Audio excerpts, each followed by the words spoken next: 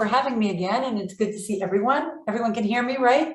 I haven't done a Zoom in a while. I guess that's the advantage of the summer and the term not starting here in Israel yet. So it's, I guess, nice to be back on Zoom, at least to the extent that I can now see people all over the world and talk to you. So thank you very much for coming to hear me. And thank you even more for helping me get all my Shabbat cooking done this afternoon, because now I am here with you tonight. So that's really a huge plus, not just to be able to go around the world, but also to know I don't have to go home to it. So what I want to do tonight is I want to take you on a tour. But in order to take you on a tour, we have to learn together first. So what I'm going to do, and for those of you who heard me last time, the very beginning will be familiar, but I'm doing something very different tonight. So bear with me for the first 2 or 3 minutes, as I want to take you to medieval Europe and to the world I live in nowadays, which is the 12th and 13th century. But more than that, something that's really unique and I think very new to the world of humanities scholarship, which is working as a group. Most humanities scholars work alone, or at least traditionally, we've worked alone. I take a professor who says, all I need is a piece of paper, an archive, and a pencil. Today we have our computers or whatever it is, but most people have worked alone. And today the model is growing to be a model of working together. So tonight, what I want to do with you is first tell you a little bit about my model of working together, which I see as a way of creating a new world of scholarship and bringing as many perspectives into the world of scholarship as possible. I'm going to tell you about a project we undertook. And because of the nature of Zoom, and here I apologize for the technology, what I will do is first teach you some sources. And you can have to assume that, like in a good drama, whatever appears in the first act will have a meaning later on. So we'll go through a few sources and we'll learn those sources together.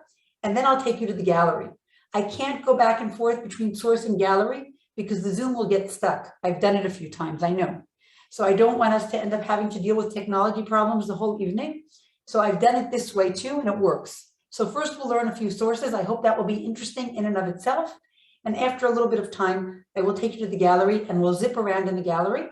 And anyone who wants to go to the gallery by themselves afterwards will have 2 choices, or really 3 or 4 already. Choice number 1 will be to come to Mount Scopus in Jerusalem and come to the gallery yourselves. You just have to present your Tav Yarok, your green pass, and you can get into campus.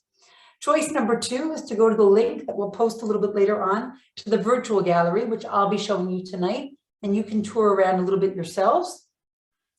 Choice number 3 will be to go to Erfurt in September 2022, when the exhibit will be moving to Germany. And actually it can be in Israel and Germany at the same time. You'll understand why when I explain a little bit more. And choice number 4 is a little bit up in the air, but there are 3 places in the US that are talking to us about moving this to the US. So it might actually get closer to where you are, some of you on this screen in other parts of the world. But I'll talk about that again at the end if anybody wants me to give some more details. So let us begin. I'll share my screen. So you should be able to see my PowerPoint now, right? Yep, we're up and running, so I'm about to begin. So I have been working on medieval Jewish society, mainly in Northern Europe, in what we call medieval Ashkenaz for the past 20 years. And the people who interest me within medieval Europe are really the people who did not leave much written behind. I read the words of the people who wrote, mainly learned men, but I'm seeking the people whose voices I can't hear because they did not leave any written words. Over the past 5 years, I've had the privilege of leading a group called Beyond the Elite, Jewish Daily Life in Medieval Europe, in which we focus on the way Jews lived their daily life. And as part of our work together as a group, I have in my group a number of postdocs, doctoral students, MA students. You'll hear more about that in a moment. And I also have the great fortune of having a mega grant from the European Research Council, which gives me the ability to give them scholarships and to pay for their research trips and to do other things like that. As part of this, we've been working together on different ways of hearing voices from the past. One of the things we decided to do about 2 years ago is to prepare an exhibit. And that is what I'm going to talk about tonight. You're already getting a feeling of the space we'll be wandering in later just by looking at my screen and seeing the gallery. And those of you who know Mount Scopus We're right outside the humanities faculty, right next to the cafeteria. If I get too mixed up later when we're going virtually, you might get a chance to peek at some of the chairs there. In any case, we prepared this exhibit called In and Out, Between and Beyond. I'll be explaining that in a moment. The catalog is completely downloadable from our website. It is beautiful. I'll show you a page in a few moments. And the gallery is completely tourable virtually. So all of that is what we're about to do. Now, more information about us can be found at our website, and you can also see upcoming events of ours. We too have gone virtual over the past 18 months. So we've had a lot of events online. Some of them can be found on our website for anyone who wants to learn more or hear different people speak about their work. And now let's get into what we actually study. So we study Jewish daily life in medieval Europe from 1100 to 1350. We study the areas traditionally called Ashkenaz. So we study Germany, northern France, England, which was really an extension of France during those days. Don't tell the English. And the Jews who lived in these places.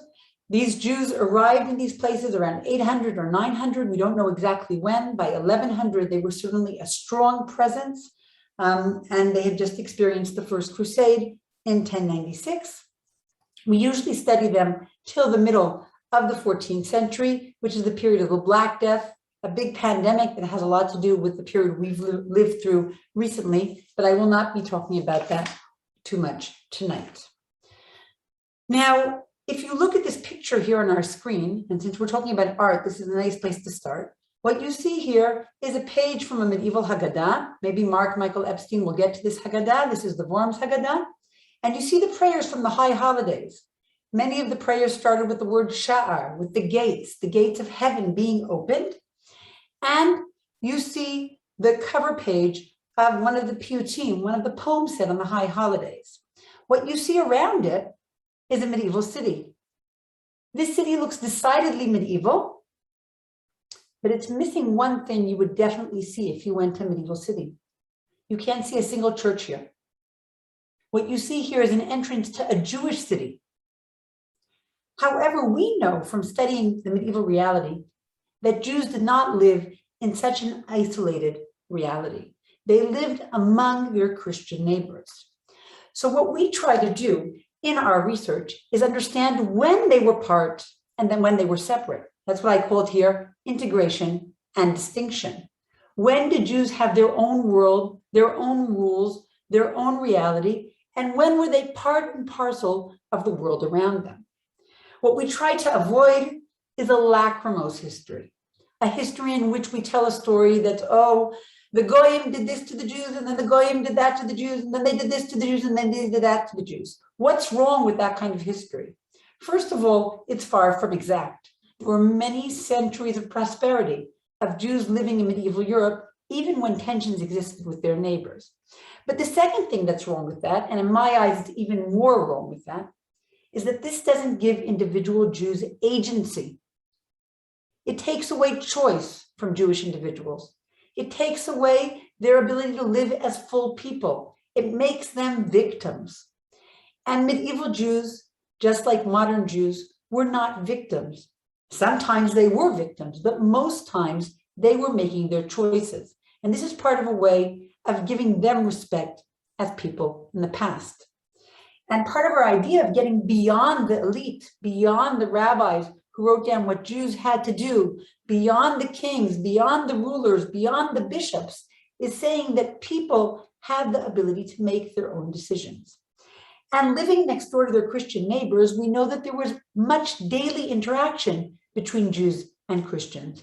And this is why we use two main terms when we talk about these relationships between the Jews and the Christian majority among whom they lived. We talk about connected histories, how Jewish history and Christian history were connected, and how sometimes they were even entangled. Just one map that I love to use, so those of you who've heard me speak before have seen this map before. This is a map of Medieval Spire, one of the most well-known cities in medieval Germany where Jews lived, a very important city as well, a city of probably 10 or 12,000 people. What I want you to see here is how close the cathedral was to the Jewish settlement, and how if you wanted to get to the cathedral, you had to actually walk through the Jewish quarter to get to the cathedral. So you can see how close the relationships were between medieval Jews and their Christian surroundings. No less importantly, what I would say is that in many medieval cities, we see this repeating itself. And if you go to any old place in Europe today, and they have a Rue de Juif or a Judengasse, they have a Jewish quarter, you can see that they're very close to the central hubs of trade and commerce. This is a pattern that repeats itself. And the last thing I should say about that is that when I say Jewish quarters, what I'm trying to say as well is that these Jews did not live only in a Jewish quarter. They usually had non-Jewish neighbors, but this was an area where the Jews were concentrated with whoever lived close to them. So what do we do to get to these people who didn't leave us sources and didn't tell us what their lives were like? In my research group, we use 4 parameters or 4 axes to try to get at them. We talk about rituals, reading Jewish custom books, reading Christian law books, reading whatever sources we can find. And we talk about what rituals did people go through on a daily basis, on a yearly basis, on a life cycle basis. One of my dreams is to write the medieval Jews' year around the calendar. The Chagim would be a focal point of such a history if I wrote it. We talk about space. What spaces did Jews move in? Who was in those spaces? For example, many Jewish homes housed Christians as well, because almost every urban house had Christian help. Whether it was servants or slaves, they had someone living in the house who brought the Christian customs into the house and brought the Jewish customs to the Christians. Another thing we talk about a lot is objects. If a Jew bought a piece of clothing, an article of clothing from Christians, did they wear the clothing as they were? Did they change the clothing? Could you tell someone was a Jew when they walked on the street? The answer is no, unless perhaps you looked at the stitching. So these are questions that we ask. And finally, we ask about people. Who were the Jews? We all know how to talk about the important rabbis, but who else were part of the communities? And one of the things we try to do in my research group is find out what professions Jews had, not just lending money, but doing many, many other things.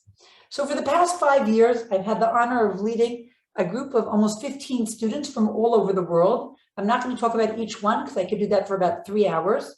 But as I speak about the work they do, you can just see the list here of the different topics. We have one who works on water. You'll see his work in a moment. Someone else who works on the architecture, comparing Jewish architecture with Christian architecture. Someone who works on different crafts. Others who work on family roles. And we have Dr. Idon Noy, who deserves a special call out tonight because he curated the exhibit with me. He is a curator. He's a silversmith.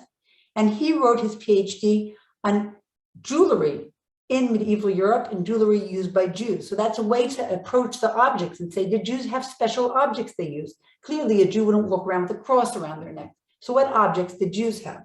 We'll see that in a few moments. I have students who work on the Jews of medieval France who were expelled finally in 1394, but brought in and out throughout the 14th century. Jews and Christians worked in business together. How did they create trust? What risks were they willing to take? How were Jews in medieval Ashkenaz similar, for example, to Jews in Iberia? What was life like in the cities and what was it like out of the cities? What kind of relationships did Jews have with royalty, like Blanche of Castile? And just to run through my last list of students, what kind of food did Jews eat? What was life like for widows? What were Jewish homes like? How did people prepare for Shabbat in medieval Ashkenaz? My student Ariella Lehman, who worked on this, showed that in order to prepare for Shabbat, you actually had to come into contact with so many Christians to buy the foodstuffs you needed, to go to the baths and bathe and be allowed in. So there's constant interaction between Jews and Christians. And our main challenge, and here I'm finishing my introduction and we're moving on to what will lead us to the exhibit, is the sources. Our challenge in our project is to use as many sources as possible. Our belief is that if something echoes in more than one source, we're on to something that was going on in medieval society. We're getting closer to the people who lived then. So we try to use as many sources as possible. And that was really the beginning of this exhibit I'm going to talk about now. What we did is each group member had to choose a source that interested them, a source from whatever genre it was. And Using that source, write a short article of 1,500 words about medieval Jewish daily life. This was not an easy task for scholars who like footnotes and think everything they have to say is very, very important. I spent hours quibbling with my students about how to reduce what they were writing. But when we sat down at the end and we looked through all the pieces we had written, we decided we had 3 themes: in and out, between, and beyond. And they echo what I just described to you now. How Jews went in and out of their houses, in and out of Christian society, in and out of different spaces in the city. How they were between worlds. Sometimes they were with the Jews, sometimes they were with the Christians, sometimes they were neither here nor there. And how they were beyond. What realm was only Jewish? What realm was part of that imaginary city we saw on that manuscript page I showed you just a moment ago? And you can see that our graphic designers, who also deserve a lot of credit, used that manuscript to create the entrance to our exhibit. And they actually used that manuscript to create our logo way back when we started. So it's an image that's been going with me for quite some time. So let's have a look at a few of the sources. We'll do that for about 10 minutes, and then we'll spend about 20 minutes looking through the exhibit and touring it and hearing more about it. So here is one source that you can see here. Reuben laid charges against Shimon, and this is what he said. My wife and I were guests in your house because there was a wedding in town, and you had an unmarried daughter. And you convinced my wife to lend gold earrings worth 3 skukim to your daughter to wear at the wedding. And so she did. And she, your daughter, went to the wedding. And when she returned, she went to sleep in the winter room, a part of the house. And she slept. And while she was asleep, the Gentile maidservant stole the earrings from her ears and went away. The rest of the story is less important now. But this is just an example of an everyday experience. A wedding in town, guests from out of town, a theft, a maidservant. This is the in and out. This is how people went in and out inside the town between Jews and Christians, between Jews who were from the town and from outside of the town. So here's just one source for an example from which you can develop what weddings were like, what relations were like between Jews from inside the town to Jews outside the town. Here is another example that has to do with water, about Reuben and Simon, who happened to be in one city. For those of you who are familiar with Hebrew responsa, you know that people never have names. They're always Reuven, Shimon, Levi, Yehuda. The women are Rachel and Leah. So we have Reuven and Shimon. Those aren't their real names. They happened to be in one city. Reuven had a ship loaded with salted fish, which he planned to sail with to another city. And he came across Shimon, who wished to load another ship with fish and also sail to the same city.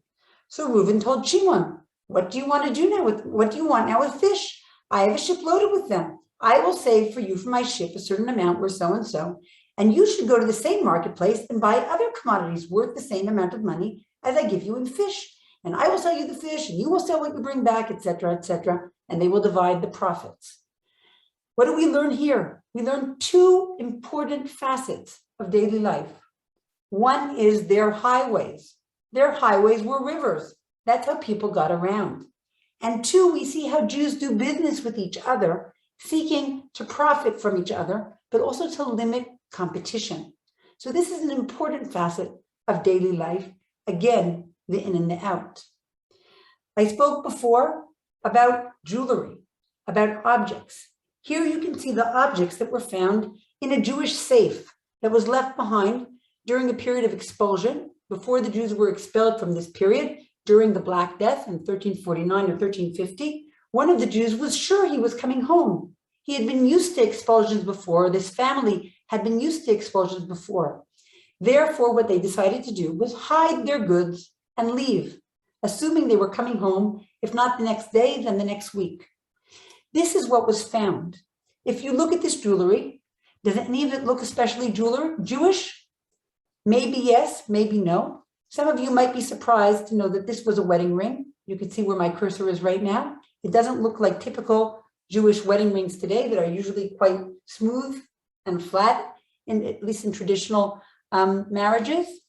And you can see here, for example, a belt. This belt has German words all over it, like Liebe, love. This was a belt probably given by a groom to a bride. It was given by Christian grooms to their brides. It was given by Jewish grooms to their brides, probably more like a chastity belt than anything else, saying, you are mine. And that's why it has words of like love and like mine and belong to me and all kinds of things we would see on knickknacks today. But among this jewelry, we also have a very, very special ring. This is called the Mazel Tov ring. Maybe you can see here on the top, and we'll see it better later. You can see Hebrew letters here that say Mazel Tov. This was probably a community ring used by the community at every wedding. It was very, very big. A finger wouldn't fit into it. And instead, it probably held the ketubah. They probably put the ketubah in it and used it to pass the ketubah from the bride to the groom. From the groom to the bride. You can see another example of it, of another ring like that here, which you'll see again later. One of the things we do in order to study daily life is we look at architecture. One of the very, very important things that happened in medieval Germany was medieval Jewish communities started building mikvaot. They started building ritual baths. This is the mikveh from Friedberg, a small Jewish community we know almost nothing about. It is 25 meters deep. I hope you all can see what an impressive building it is, even if you've never been there. And it is beautifully built with a skylight that lets the water in. And you can imagine at night when there was a moon, what that would look like. You can see it here in this picture.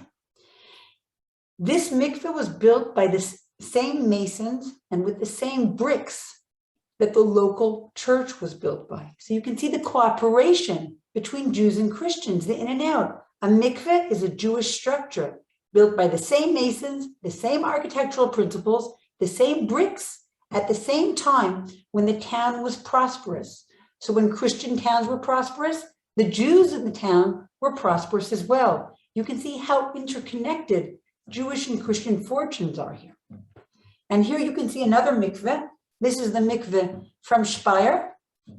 Once again, you can see how beautifully built it is. And again, I can tell you the same story.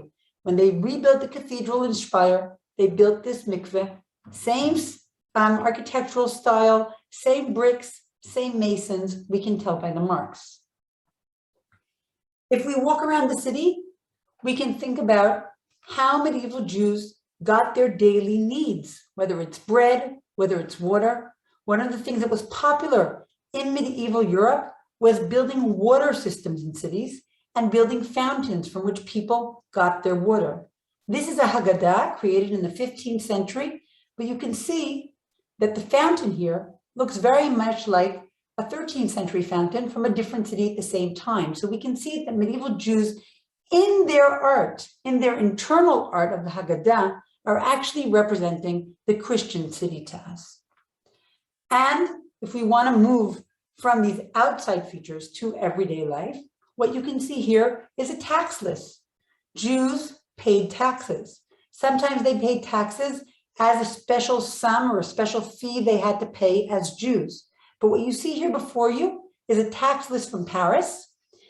If you look at it, it says here in red, I'll show it to you in a moment, in larger letters. It says, "Ce sont les Juifs de la ville de Paris." These are the Jews of the city of Paris. And then we have a list of Jews. They pay taxes just like any other Parisian. The difference is that they appear at the end of the tax list. They aren't part of the tax list. And they appear by street. If you go to the Christian part of the list, you can find Christians who were their neighbors on the same streets, paying their taxes. And here you can find Jews on the streets next door to their Christian neighbors, but at a different part of the list. This tells you how Jews are part, but not part. They're in between. They pay taxes like everyone else, but they're in a separate part of the list. And if you look here, you can see that men and women, and I translated a very short part of the list here for you, are paying taxes. And we have many women who appear here paying taxes as well. What I'm trying to tell you is medieval women and medieval Jewish women worked. I talked about that last time. I'm not talking about that tonight. And you can see here just an enlarged version where those of you who read French can see this title, "Ce sont les Juifs de la ville de Paris." This is from 1292, but still very much legible today. Another source we use a lot, and I'm almost at the end of my sources, is stories. We use stories to try to find out how people thought, what interested them, what were the ideas that resonated with them. And one of my students here took a story that's told in this collection of tales. I just showed you a slide of a moment ago. It's from 13th century France. It's called Sefer HaMa'asim because every story starts with the word ma'aseh. And it's a story about a very upright man who never took an oath in his entire life. If you look at the manuscript here, you can see a picture of someone taking an oath. Those of you who read Hebrew see the word shvu'ah and see a Torah scroll that he's taking an oath on. What's going on? These are court proceedings. Everyday business affairs involve taking oaths. People took oaths when they signed contracts. People took oaths when they returned debts. People took oaths as part of everyday business. Now, sometimes people took oaths within the synagogue when it was an oath for another Jew. But more often, Jews had to take oaths in local courts doing business with Christians. And what you see here is a special oath Jews had to take in Erfurt. Those of you who have time now can have a look at the text.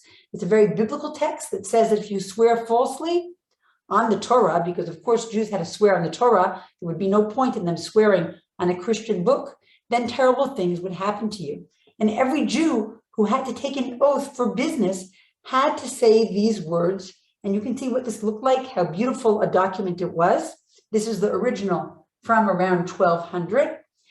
And you can also notice here that the royal or the ruler of the city, the bishop in this case, he wrote, he had a seal with which he sealed this oath to make it actually valid. Medieval Jews also had their own seals with which they sealed their business contracts. One of the members of my group wrote his dissertation on these business contracts. Here you can see the seal of Moses, son of Yosef Halevi. Those of you who read Hebrew can see here it says Yosef Halevi, and here it says Moshe Bar. And in the middle, you see something really interesting. What is his symbol? 3 Jewish hats. Jewish hats are pointed hats. We see them in medieval art. And if you look here, you can see that this Jew is using the hats as a point of dignity, as a point of honor, of respect when referring to himself. In fact, many Christians whose name had the word Yud, J-U-D, in it would use a Jewish hat. So we can see that something that we've often seen as a symbol of hostility to Jews, disrespect to Jews, dislike of Jews, at least here in the 14th century, is still a symbol of pride, of Jewish pride. Just to give 2 very, very quick last examples before we move on to the next part. What you can see here are Jews and Christians doing business. I want you to notice the horses here. My student who worked on this talked a lot about the fact that Jews often took horses as pawns. Horses are very interesting pawns because you know if you get a horse as a pawn, the owner probably won't come back to reclaim their horse. At the same time, if you take a horse as a pawn, you have to take care of it. But you can also rent it out and use it in different ways. So by looking at what everyday objects Jews took as pawns, this student of mine, Aviad Doron, was able to uncover a whole area of Jewish business, horse ownership, that we never knew about before. And this really opens up our eyes to what life was like for some of these Jews. And finally, many Jews had relationships with their rulers. This is a picture of Queen Esther, a medieval picture of Queen Esther, but if you look carefully, you can see that the seal she's receiving from King Ahasuerus has a fleur-de-lis. Can everybody see that? A French fleur-de-lis. And she actually probably pictures the Queen Blanche, Queen of Castile, who was the Queen of France during the 13th century. So looking at a medieval biblical text, you can learn a lot about daily life, and you can learn a lot about figures within the world in which this text was created. And my student who's studying Queen Blanche is actually interested in her relationship with the Jews. And we know that there was a lot of tension between Jews and Christians in that time. Some of you might recognize these statues from the Notre Dame of Paris. What you see here is synagoga and ecclesia, the church and the synagogue. And you can see the blinded synagogue with a snake covering her eyes because she doesn't see the truth of Christianity next to the queen ecclesia, the queen church, who prevails.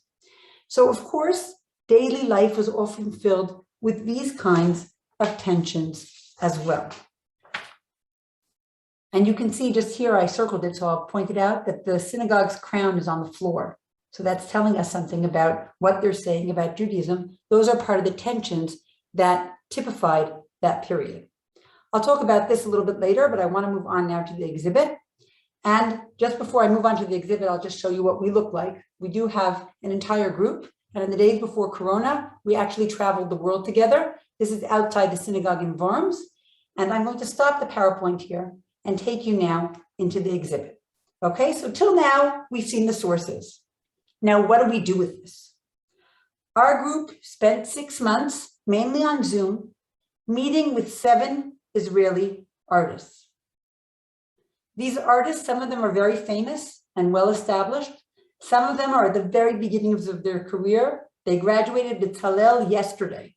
One of them, when he came to the opening of the exhibit, I said to him, "Is this like all openings of exhibits?" And he said to me, "Elisheva, it's my first time. I have no idea. It's the first time I've ever featured anything in an exhibit."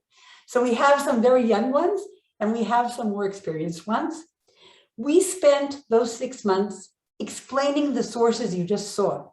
If you go into our catalog, every single article begins with a source. And we spent 6 months teaching our sources to those artists. And each artist said, "This speaks to me, this resonates with me, this is what I want to do." And then they had 6 months to create their art. And they created something based on those sources. And what I want to do now is take you to the gallery and show you what they created. So let me make sure, 1 second. I just have to make sure that we're in the right place. Okay, so let's go into the gallery now and we can see it. Okay. Oh, I took you out of the gallery already. I'm sorry. Let's start from the beginning. All right.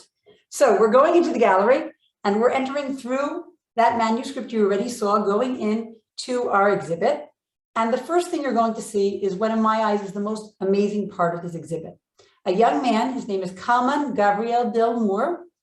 All of this is on our website. You can find all of it later, so you don't need to try to write anything down or follow what I'm saying. He is a calligrapher.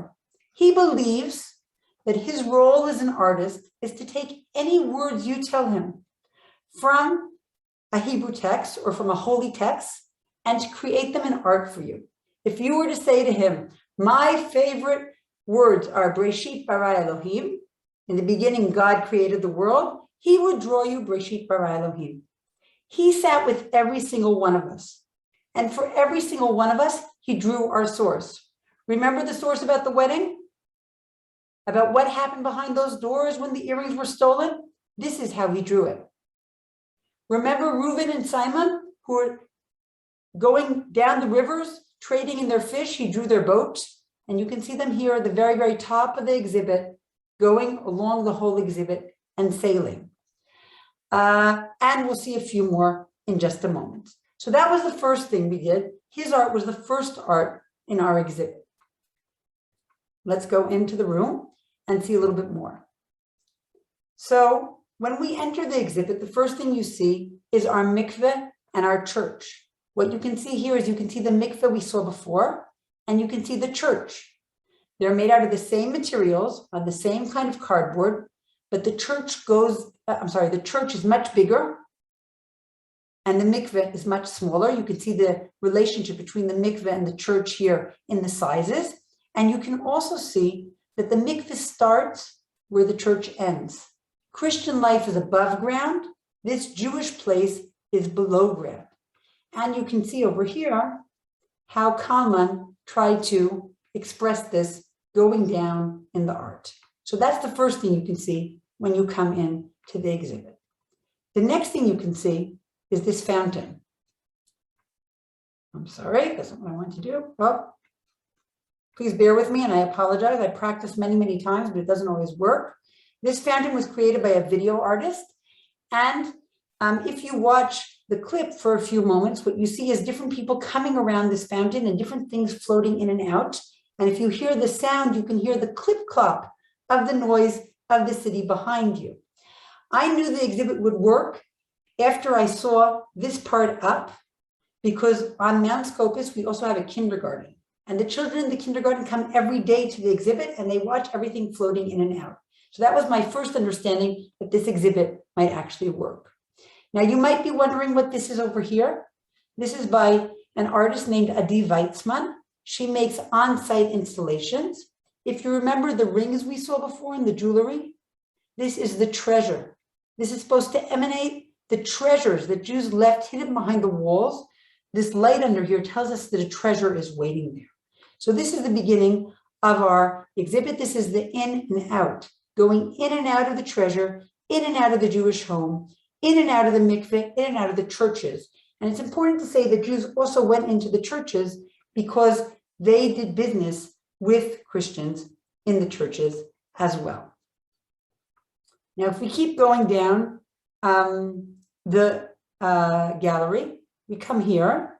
What you can see here is the business between Jews and Christians. Jews and Christians traded money. They made deals with each other. And if you look over here, you can see the story we heard about Jews not taking oaths. Here you can see it written on something that looks like an oath declaration, like we saw before, with Jewish seals at the bottom. You can see the tax list from Paris. This is how Kalman chose to portray the tax list. And if we go over here, you can see artwork done by one of the more famous artists who worked in our studio. That is Dov Abramson. Dov Abramson has done a lot of very, very good art in Israel over the past few, I'd say even decades already. What he did for us is he created a set of cards. Each of these cards, I'm sorry, I didn't mean to do that. I have to get back inside the gallery now, so I have to turn around. Please excuse me. I'm just going to get back inside. Each of these cards has a figure on it or an object on it. A Jew, a Christian, an object, a horse, a piece of jewelry. And he hung them up here in the gallery so that they turn around. And as each of them turns around, you can see how people went between. This is the between part of the gallery. And we also created, and this is the merch we created, a set of cards that you can actually buy and play a game with. So these are the beautiful cards created by Dov Abramson for our exhibit. And he called it Geschäft. You can see it here. And we hung them from the ceiling. Now, if we keep going into the exhibit, just give me one more second. I can get there. You can see these cards from a little bit closer. And you can also see, I'm sorry, just one second.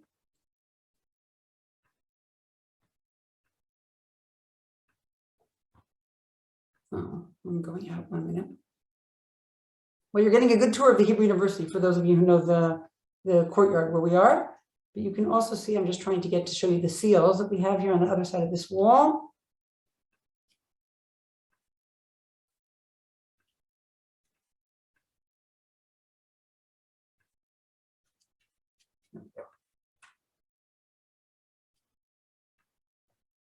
Here they are.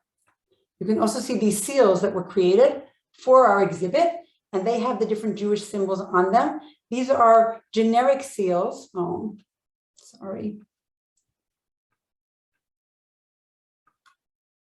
These are generic seals that belong either to communities or to individuals trying to recreate the Jewish symbols. You can see here a coat of arms. You can see here a star and a moon, which were Jewish symbols often used.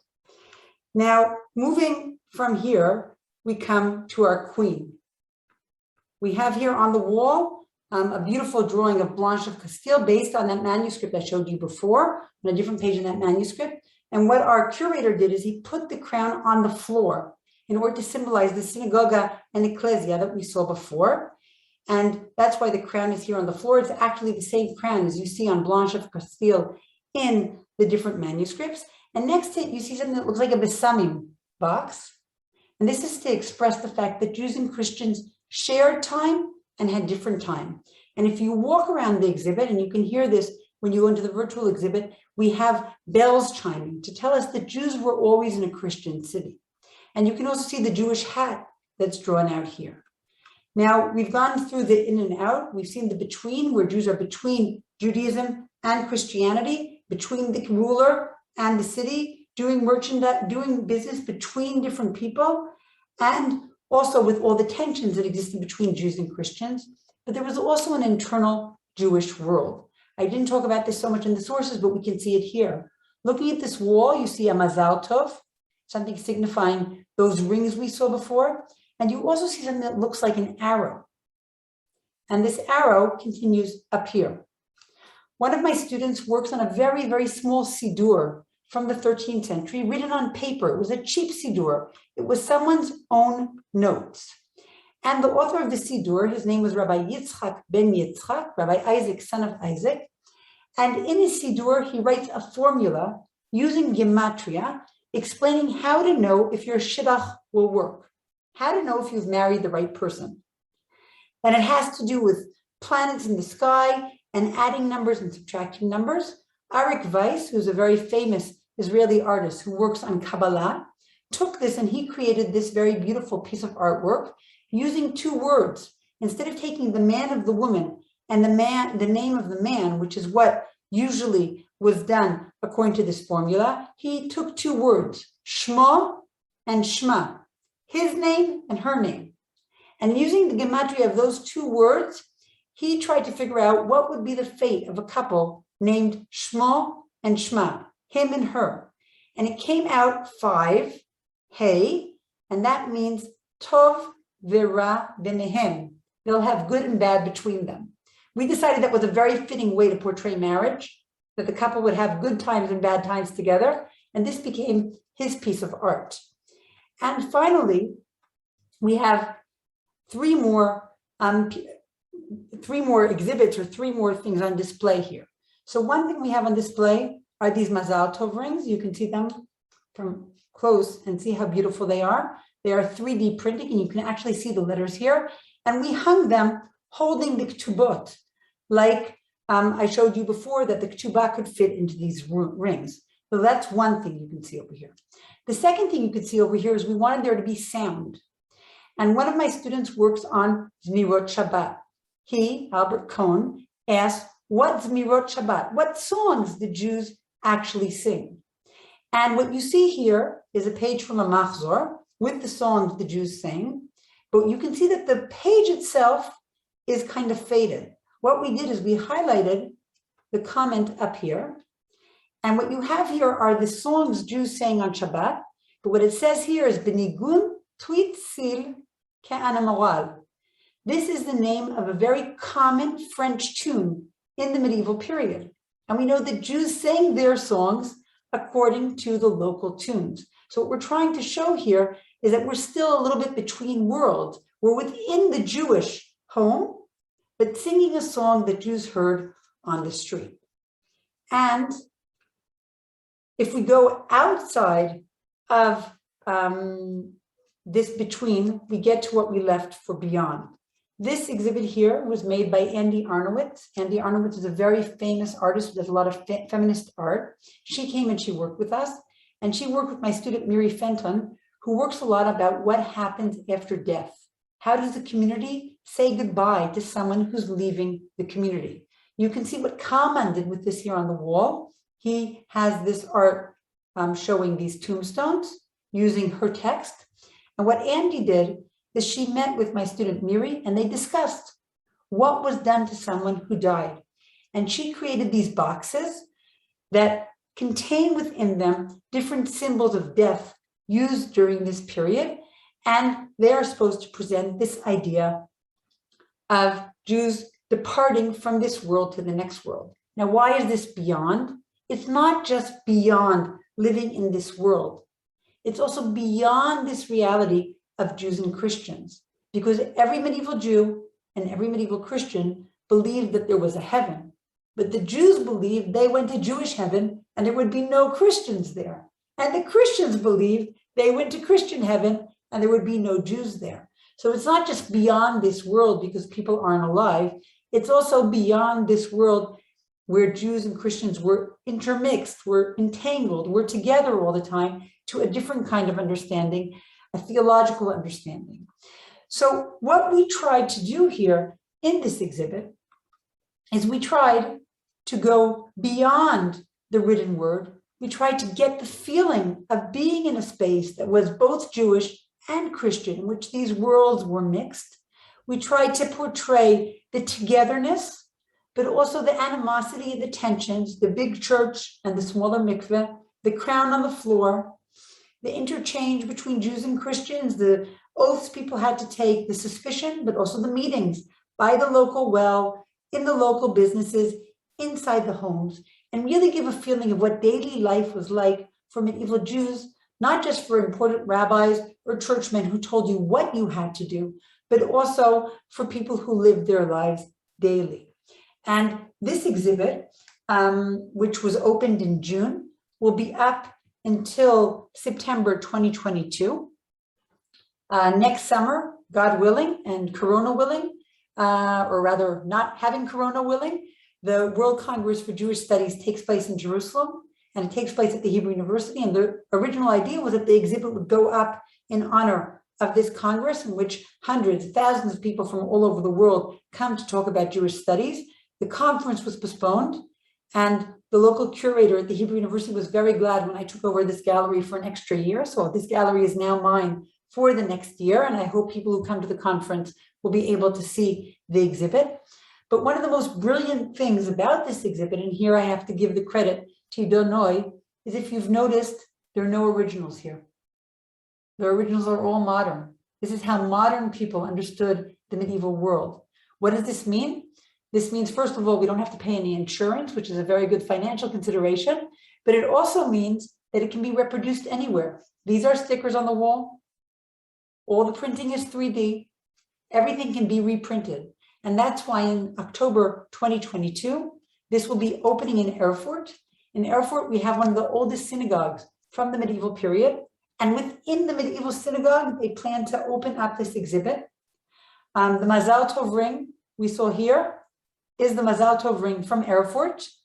And next to the original, we'll be hanging our 3D printed versions with everything we're doing, and really to have interchange and exchange between the modern world and the medieval world, between what we can imagine based on sources left for us and what is found there archaeologically. And like I said, it is my hope that this exhibit will also make it to the US over the next few years. So I'm going to stop sharing here, and I'm happy to answer any questions that you have and to comment on anything or explain anything better. Thank you for bearing with me and for my being a little bit clumsy with the virtual exhibit, and thank you for listening. So thank you all very much. It was terrific, really terrific. Rochelle Ambersant, one of our local artists, wrote a really nice note how much she enjoyed it. And I know she likes the microscopy work. I don't know how you pronounce that, but I know we're also big fans of Andy Arnovitz, because we've had her here. Our group actually met with her in her house. So it was nice to see her as one of the artists that we actually know from Orange County. Reminded me I should email her and ask her to do something for us online. So here's some questions that have been coming in. First of all, how successful is this exhibit going? Are people actually coming in there? Okay, so one of the things we did, and this was really, really important to me, I don't know if you saw when I was being clumsy with my mouse, is that the exhibit is in 3 languages. It's in Hebrew, Arabic, and English. Now, I know that sounds very obvious, but I can tell you that outside my office here in the center that I run, signs have just gone up in Arabic last week. So that's something that we're really lacking, even here in the university, where they're trying to make it part of our culture. And it only happened because I sat down, someone said, get those signs up in Arabic now. So I now know that my name in Arabic doesn't have a V, it can have a F or a B, and I had to choose if I wanted to be Elisheva or Elisheva. But one of the ideas was really that everybody who walks through the campus can go in there. Before, there was a really dark exhibit there that wasn't attractive. People walk in all the time. So students have all been there. One of the things I'm going to do for my first year class, please don't tell this secret to anyone, you know who's in my class, is they're going to have to write their papers on one of the sources. And then I'm going to take them to the exhibit and show them how it was expressed in art. I'm not telling them before that their source is up on the wall. So I hope that students will be engaging with it more. I've taken all the librarians on campus there. I can say to the credit of the people who run the university that every single one of them asked for a private tour. And when the rector was supposed to come with me, he called up about 15 minutes before we were supposed to meet. And he said, can I ask a really chutzpahdik question? And I said, yes. He said, can the whole floor come with me? We all want to come. So on campus, we've been getting a lot of traffic. From outside campus, it's much more difficult, especially because of COVID. It's very hard to get into campus. but in a few weeks, the staff from Beit HaTfutzot Anu, that's something you should do, Ari. You should have a tour of the new Anu Museum. We were there a few weeks ago. It was amazing. I've heard about it. They recreated Beit HaTfutzot entirely. So their staff is coming to see our exhibit after we visited their exhibit. So we do have people coming in, but really when the main way people have seen this exhibit so far is people like you. I showed it to 300 people from all over the world a few weeks ago, etc. So I'll stop here, but people are seeing it more virtually than they're seeing it actually in person right now. So, and I think the advantage of the way we just saw it, by the way, is you. So I think if I were to walk through, I would look around and I'd say, interesting. I'd appreciate some parts of it. I wouldn't understand some other part. I mean, I wouldn't understand the significance of others.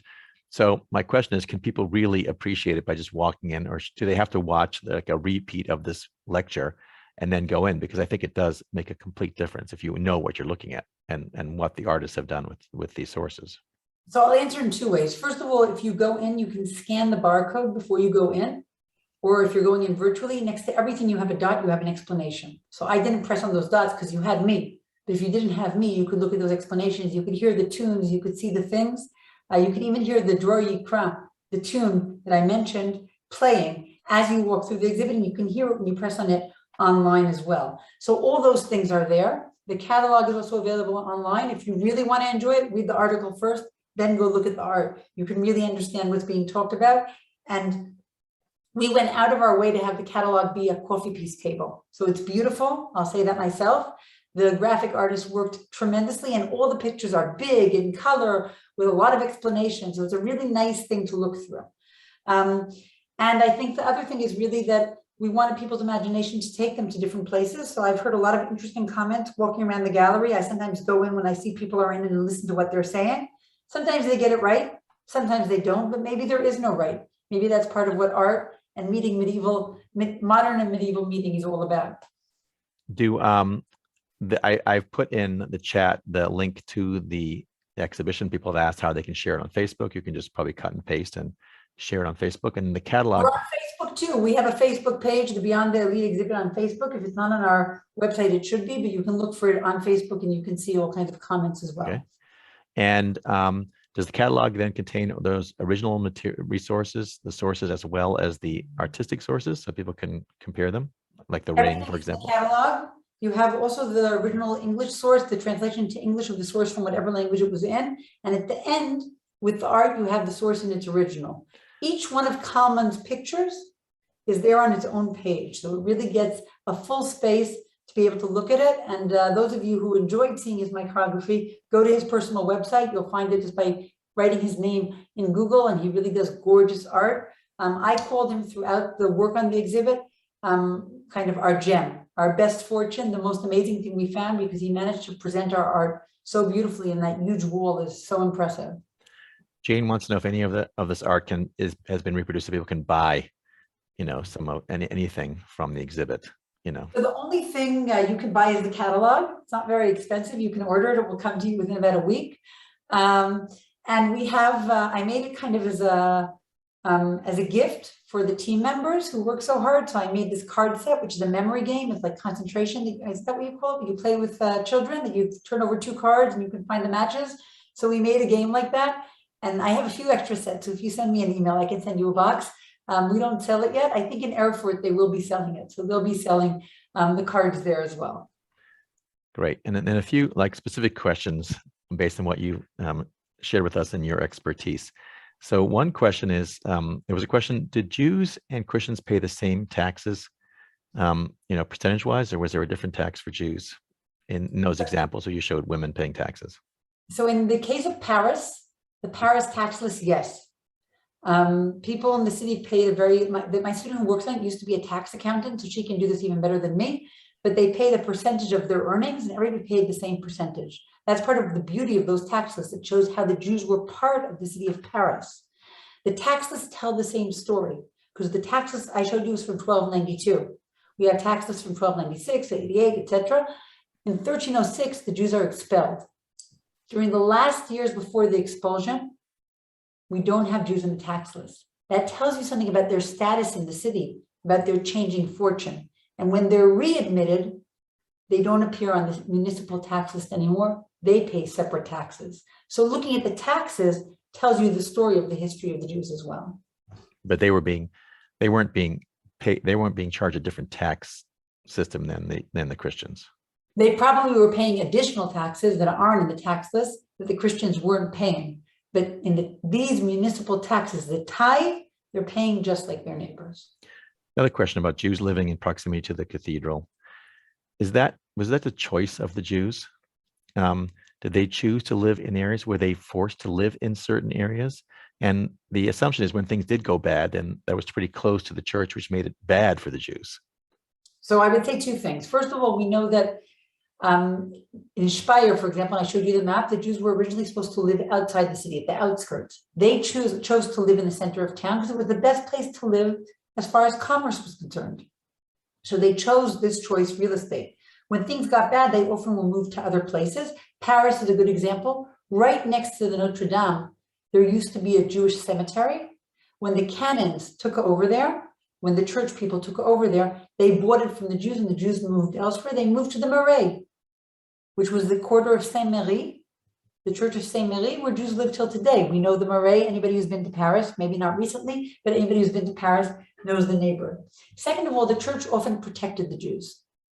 So very often when there was violence against the Jews, the people who protected them were the bishops in the place. So it's wrong to see the church as the enemy. The church might have promoted theology against the Jews, but when push came to shove, in reality, it was the Pope who issued the bulls to protect them, and it was the local churchmen who often hid the Jews, took them away to convents, to castles, to other places, provided them with land to live on or with land for their cemeteries. So that is kind of a myth that it's good to debunk. Also questions about the Jewish hat and symbols. Why did Jews wear those hats? And were there other symbols that Jews were forced to wear or voluntarily would wear to separate themselves from the Christian community? So I think you can ask Mark Michael Epstein. He's done some of the best work about the Jewish hat. But the Jewish hat originally was a bishop's hat. It was a very respectable Christian hat. And sometimes you can't distinguish between Jews and Christians in artwork because the Christians and the Jews are wearing similar hats.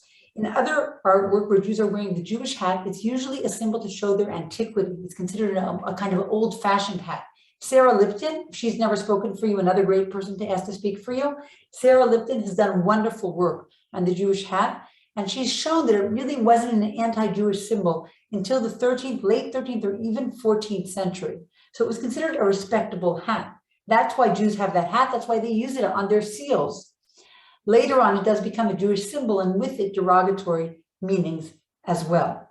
Other Jewish symbols, we know that in the 12th and 13th century, Christians started wearing more and more markings of their affiliations. For example, nuns and monks started wearing very specific uniforms depending on the orders they belonged to.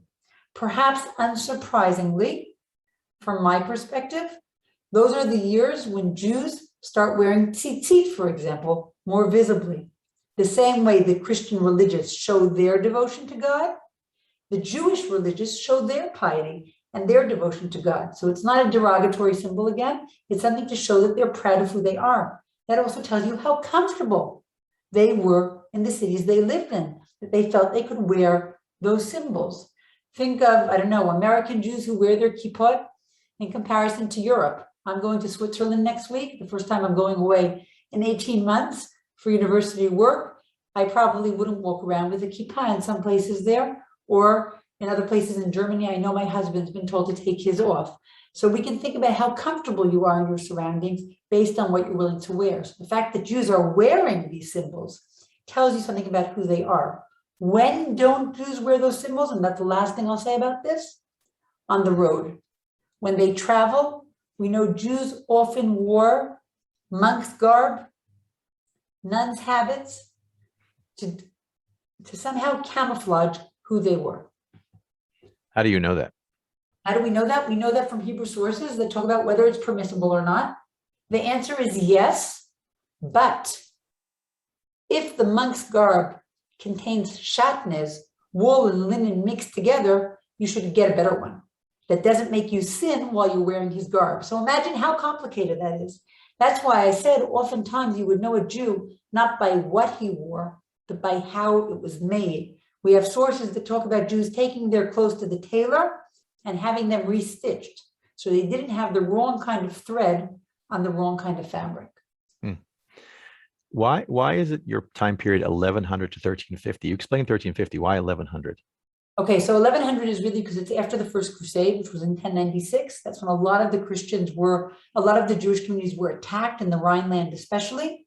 But it really is a question of the sources. We have much more plentiful sources after 1100. So it's much easier to say something about the world, about the life of Jews after 1100. So it's a nice round place to start. And it's after the 1096 events, which were considered somewhat traumatic and a crisis. And that's why it's a good place to start as well. Last two questions I believe we have time for. There was a question about, you talked about rituals and Jewish rituals and Christian rituals. Were there any, and maybe the interchange or exchange, were there any Jewish rituals that were really Christian rituals that we picked up from the community at that, from the surrounding Christian community, or vice versa? Were there any Jewish rituals that became Christian rituals? Okay, so that would really be the topic for other talks. I think I see Louise here, so I know Louise has heard some of that before. But a great example is the Kaddish. Jews always said Kaddish. It was part of the davening.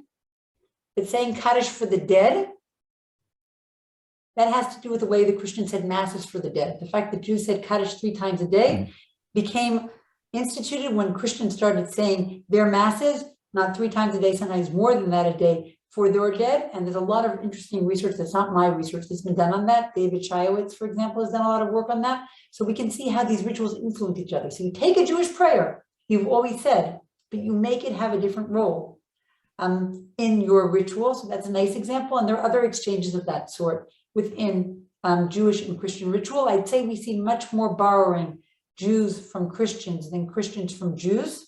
But of course, 1,000 years earlier was the opposite. And we have to remember that Christians were the majority. So they were the society that people saw. Last question, which is taking this part of history to many of us who are Ashkenazi. So we started in this part of the world. My family ended up in Lithuania. How much of my family or everyone's traditions come from this part of history? Do we still have, did a large part of it come, or did when our community left and moved to other parts of Europe and Eastern Europe, did it basically do the same thing that you explained here, which was adapt what was around it, which was different from where it started from, or did a lot of it travel with the community and still stick around till today? Oh, that's a hard question to answer. I'd say yes and yes. In other words, a lot of it changed and a lot of it stayed the same. It depends on how you look at it, right? Does it look the same to you or does it look different? That's often the question of what perspective you're looking at it from. I guess I'll end by saying that a colleague of mine, a dear colleague of mine, Deborah Kaplan, and I are now working on thinking about how communities evolved. In other words, how do you go from the medieval period to the modern period? What stayed the same? What changed? Something that not one scholar can do alone. You have to have the expertise to cover that period. So we're trying to think about how to do that together and how to learn more about that. Maybe if you invite me back in 5 years, I'll be happy to come back before then. I can tell you what's resulted from our joint research and how that made it even to Lithuania. Well, thank you. Thank you so much for suggesting this program. And I'm glad we remembered to follow up with you to do it. What a great way to travel to Israel without getting exposed to the coronavirus right now. And to see an exhibit that there's no way we would appreciate as much as we can appreciate with you online. And again, I shared all the links with you. I'll share them again in a follow-up to everybody, so you can go on the tour yourself and click the little buttons. I'm looking forward to hearing the melody, for example, and also a great way to integrate art, contemporary art, into the tradition. Great vision, and to integrate all different experts. Really, it's a model for how other people hopefully will work as well. So thank you so much. Thank you very much. Good night to everyone. It's good to see all of you. Bye-bye. Thank you, everybody. See you soon. Lots of CSP coming up now the holidays over. Elisheva will be in touch. Thank you, guys. Take care. Bye, everybody.